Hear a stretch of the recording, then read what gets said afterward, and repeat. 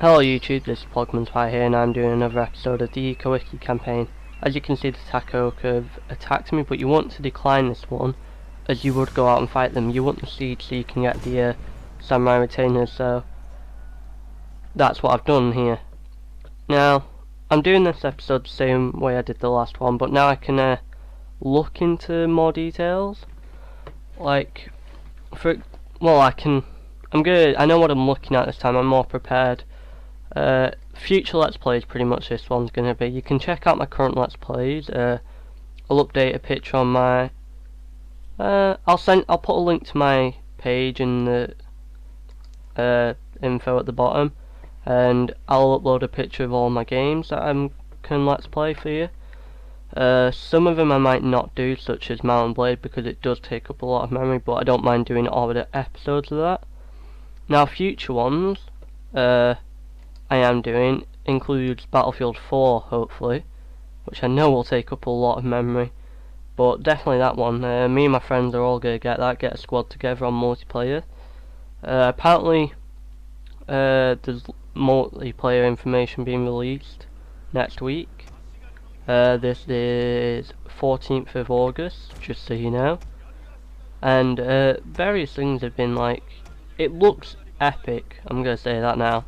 The E3 show off at it was one of the most amazing first person shooters I've seen pretty much ever. I mean, I was pretty awestruck by Battlefield 3, but wow, it's just gone to town with it this year, and I'm not sure if I don't know how they can improve it, because they did say they didn't want to make it too destructible, but they do want to make it destructible environment. For some reason this is not doing as I planned. Let me just check into... So as you can see, it's still recording, and I missed like some of the fight because I was checking this out, but not a lot. It's literally just me positioning my troops. Now the enemy split up across a 3 border, which is quite useful for me, since my last battle. Well, these Naginata will be great for this kind of battle. They'll get lots of kills. I just want to keep them away from any archers that the enemy may have, because as you probably know by now, the Naginata warrior monks have low armor, so it means they are susceptible to the arrows. Now the reason why I'm moving my Naginata there is because they've got cavalry, and my Naginata will rip apart their cavalry, because it's just like any spear unit, but far superior. Now, as I was saying with Battlefield 4, I do hope to get recordings. I might not necessarily, but it will consist of me, Trading Matt, and then 2 other of my friends. Now we will have a squad, we will be speaking, so not going to be empty silence most of the time, and hopefully you would enjoy it. Now, I'd like you to comment on what you think. Of course, I do like getting comments, the rarity it is, but right, as you can see, like, sorry, I just keep switching back and forth, but I've not done this. Well, I recorded this a while ago and I should have done the voice over straight away, but the cavalry went to flank me there. That's a dangerous position for spears, to be flanked, because they're not as effective with the initial defense charge. Now I'm using my samurai retainers as a kind of a sacrifice to hold them back a bit, and I'm getting quite worried with this Naginata warrior monk at this point, because I've taken some losses. There's lots of cavalry. I just charged one and there's some troops coming.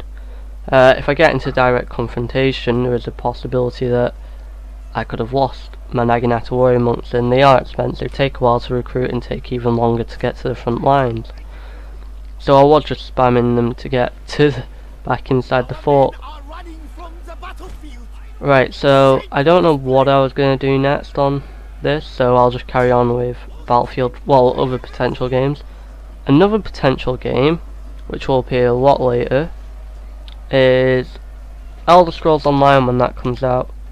I've touched slightly on this, but there isn't, we do know a lot, but we don't kind of at the same time, so I'm going to kind of edge off that. So current current games I have that you might be interested in It's stuff like BioShock. I'm not sure if you're a BioShock fan, but I definitely can do the first one. I've not played through the second one personally. I've completed the first one. I've done about 2 hours into the second one, but my computer kept jumping up, so I've left it for now, and I'm gonna upgrade my processor soon, so hopefully my computer gets better. Probably I'll get my processor halfway through September, maybe late September, which means I'll have it later for Rome, so my Rome videos will be better after September, or halfway through, like I said.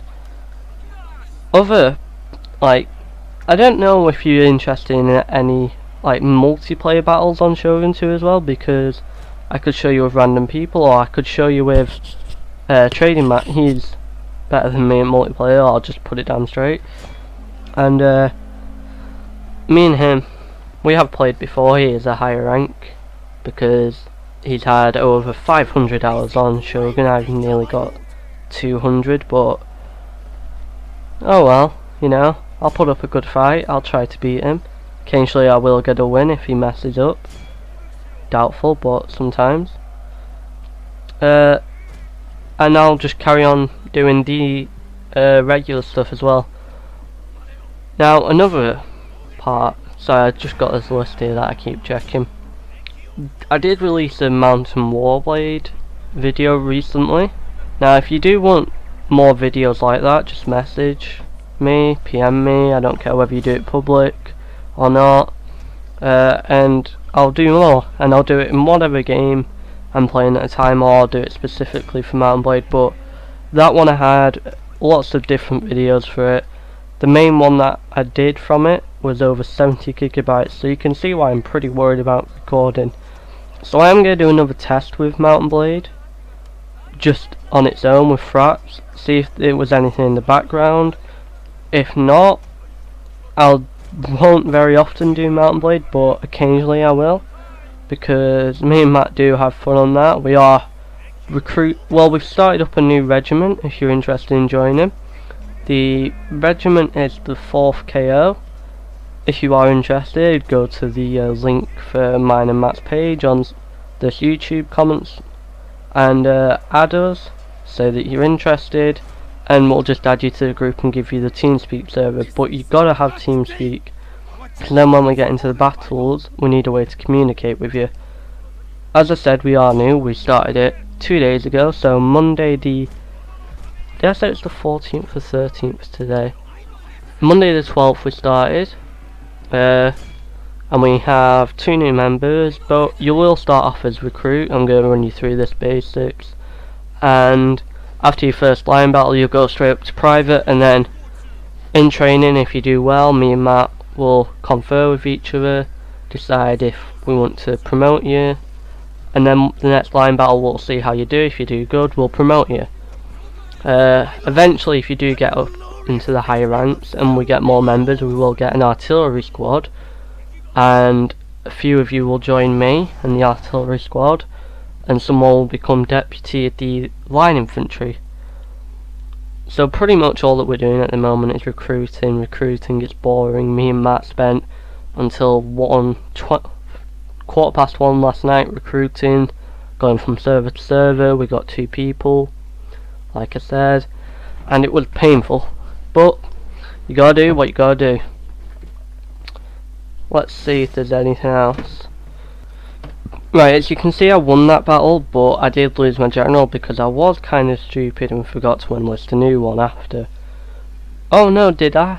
Yeah, I did, because I remember now, because I wanted to check if I kept my Naginata warrior monks. Now you can see my popularity rising. When that yellow bar gets to the max, everyone will just declare war on me except for my closest ally, which is one of my closest allies, which just consists of the Takeda.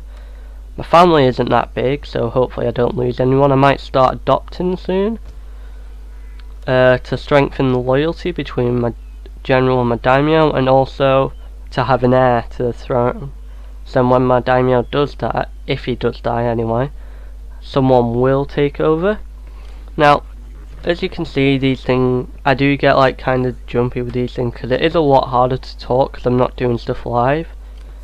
Now, I made sure I didn't take many losses by doing this with an auto resolve, I believe. So I did get both my armies there, and then I decided to put them next to each other to kind of sort out my forces. My future plan, what was it? I think it was to move on to, actually, yeah, my future plan is to advance on Hattori, and my plan earlier does work, but now I got to worry about the Imagawa and the Chosokabe. So as you can see, I am doing well so far. I brought myself out that hole I dug for myself. It was a very bad situation. I shouldn't have taken Omi in such a rush. I think it's Omi. It's either Omi or Wari. Wari actually I think is the Oda starting territory. So yeah, Omi, because it left me vulnerable to the Imagawa. So the Imagawa and the Hattori. Now this is a key choice here that I had to make. I had to declare war on the Megami, but I get the Takeda's help against the Imagawa. Now I accepted this, knowing that there was a giant army right next to me, and I was taking a serious risk.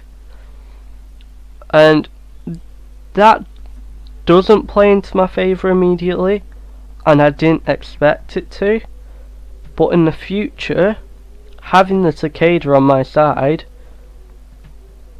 will help me when it does go into Realm Divide. Now, I'll show you what I mean by it doesn't help. Well, it happened. I'll show you what I mean later when I say I didn't help myself. Like, well, initially it was unfair. Like, I'm trying to think of how to word this. How initially joining the war with the Cicada against the Megami was a bad idea, but in the future, it will turn out to be a good thing. Now, as you can see, that army I just sent into the Hattori territory is playing a massive part. It is my main army. There is places rebelling, so I lower the taxes. Just the usual stuff each turn. But we do have some. These past few episodes and the next couple are probably going to be the highlight until the end when I become the Shogun. Because the moment I become the Shogun, everyone, except from who's allied with you, of course, unless they're badly allied with you and break it, will send their biggest army towards you, and you've got 4 turns to hold them off, and then you've won. Unless, if you haven't got the required amount of provinces. This is why I recommend getting the required amount of provinces. I do want to surround Kyoto, which is what I am planning. So I haven't recorded ahead, like I've not recorded to a point where I surrounded Kyoto, so I might do that. So now the Takeda, I think that is, and the Uesugi are neck and neck, and I am hoping the Takeda will win that. I don't remember whether they do, because I don't want the threat of the Uesugi as well as the Imagawa. A lot of the forces are combining against me, and I don't know how I thought my plan would turn out, but no matter what, it didn't turn out well. This is what I mean, the Megami army. I wasn't going to win that. Plain and simple, I had no chance. Now, what my plan was after this was to move out of that territory next to it and take where Jimbo used to be. Now, the logic behind this is it actually works out in my favour. Actually, no, I'll pull it back. Well, that's my future plan. At the moment, I am just recruiting, but I do try go to the place where Jimbo, I think it's Echu it is, maybe. Now, I did try and make peace with the Megami, because they were a big threat, and I get that small force to flank them. Now the reasoning behind that is I don't want them to go to war with them. What their purpose will be later on is the Megami isn't bothered about religion. It's not going to be focused on that.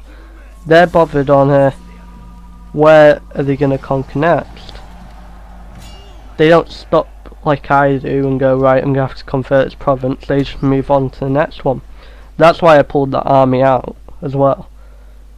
Now, as you might remember, that province that I pulled out had a lot of upgrades to it. It had a Jinto, well, it had a temple that gave me 2 Naginata warrior monks as a retainer, and they'll play a key part in well, they don't play a key part, they just put on a good fight, and I do fight that battle, and it is quite an interesting battle as you can when you watch it, because I'm greatly outnumbered, but I think it was 6 to 1. They had 3,200, I had 500 men, but I do take down a lot of them, and it was a good fight all in all. If it wasn't for the fact that if we had equal numbers, it's just on a playing field, then yeah, we might have.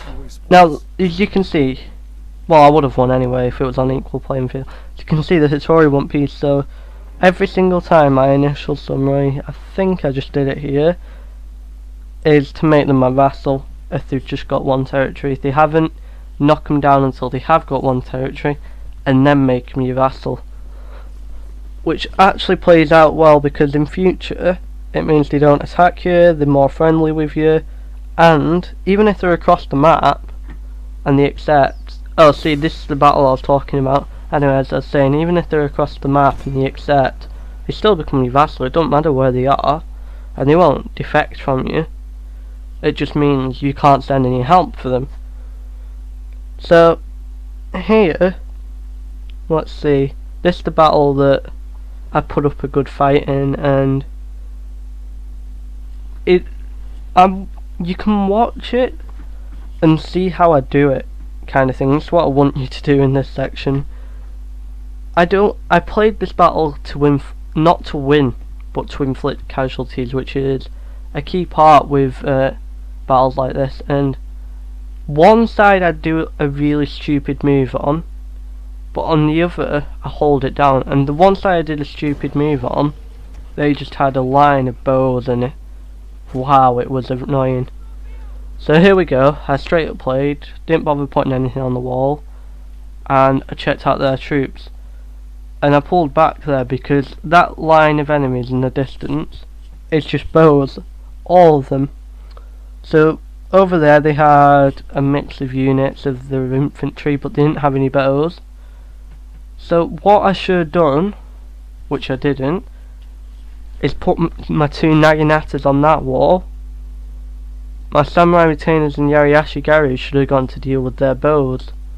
Now, the reason, I don't remember, I tried to split it up so my Naginatas would get 1 each, and then try and inflict as much damage, but usually that would work if it wasn't for the fact that they were bow units, and bow units wipe out Naginata, while the Ikko monks. So that was a dumb move, but this side, as you can see, I'm hugging the wall like I usually do. I'm just repositioning all my troops, and because I knew I was going to lose this battle, the moment my Naginata, well, Ikko Ikki Naginata warrior monks come under attack, I think, you know what, screw it, I'll just charge out. Which you shouldn't really do, because you'll lose a lot of, well, you'll sustain a lot of casualties, and because they're outside the fort, they don't get the massive boost to morale. So they routed pretty much instantly because they were outnumbered and they were taking casualties, which is a definite morale dropper. Now, I was just making sure here, I did think, do you know what, let's move these guys back, but I do eventually just charge if I remember correctly. If I get this wrong now, I'm going to be so embarrassed about it. But they do try firing on one of the guys on the wall, but I know it would have worked if it wasn't the fact that the gate was there and the gate was blocking all their arrows. Because the AI is so stupid, they didn't think, well, all our arrows are hitting their gates and getting no kills, let's stop. They thought, come on, let's just keep firing and waste our ammunition. Now, as you can see, this is the part where I so foolishly charge them out. It is kinda a dumb move, but I'm proud of what I did on the other side. Now, you might... Still I am getting jumpy with this. I'm not used to narrating after I've done the Let's Play episode, and it is kinda hard to do, so I'm not gonna say give me any leeway, but just believe me, it is really hard to think, because I need to plan it even more next time. I need a list of what I need to say. I need to pinpoint and have that list ready so I don't need to keep checking it. I need to do that kind of thing, but so far you can see this episode ends in a few seconds anyway, but you can see that I charged my men out there. They're pretty much gonna get slaughtered, because another factor into this was the fact that I was in a long straight line on that pathway, so not a lot of them was involved in the combat, and because of this it meant that they could get more kills and I was losing my morale more rapidly. Now this gets wrapped up in about 10 seconds. Well, probably not even that anymore. So I am just gonna simply leave it here and let you check out the results after. So this is Plugman's Pie signing off.